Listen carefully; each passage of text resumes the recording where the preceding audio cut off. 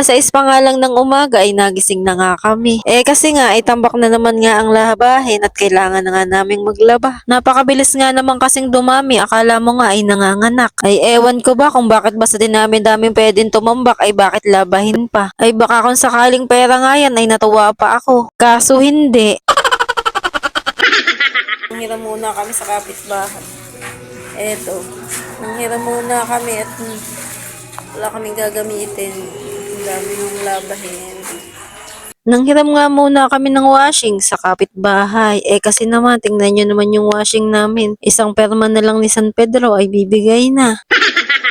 Ay kitang-kita nyo naman, halos mawasak na. Nilagyan ko na nga lang yung tape para nga tumibay. Naiinip na nga ako, kaya naman naisipan kong pagtripan na ring jowa ko. Ay paano maglaba ang tinatamad? Paano maglaba ang mabilis? Paano naman maglaba ang walang pera?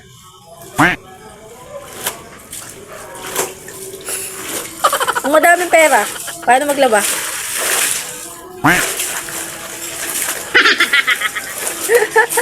O diba, syunga-syunga, ang bilis mauto.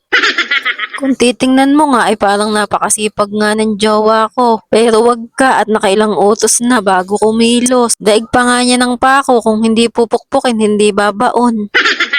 Ay hindi pa nga kami tapos maglaba ay may merienda na. Siyempre pagkain niyan kaya atak na. Kaya nga hindi ko rin masisi ang mga bilbil ko kung bakit dumadami. Basta kasi may pagkain ay nguya lang ng nguya. Pagkain is life nga kaya masisisi mo ba ako? Palay na nga ang lumalapit sa manok, tutukain na lang. Kaya tuka lang ng tuka hanggang hindi natitigok. Hindi na nga maipinta ring mukha ng aking jowa. Kasi naman binibidyohan ko lang siya at hindi ko nga tinutulungan. Sabi ko nga ay ako'y magbablog pero ang totoo ay sinasadya ko laang.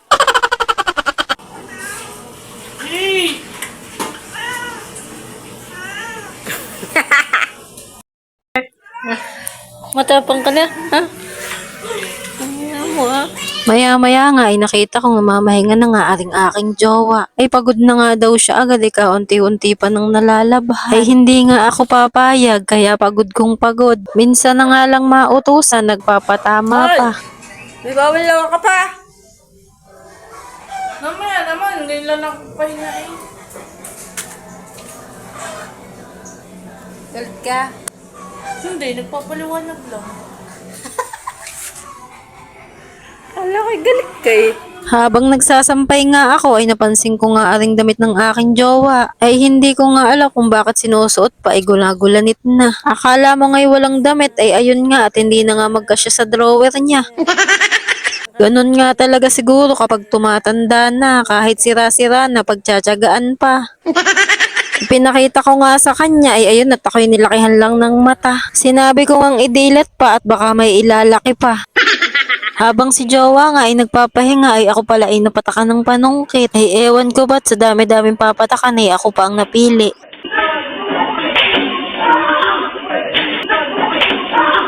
Sinadya ko talaga na reviewin ng CCTV para nga makita ang kasyungahan ko.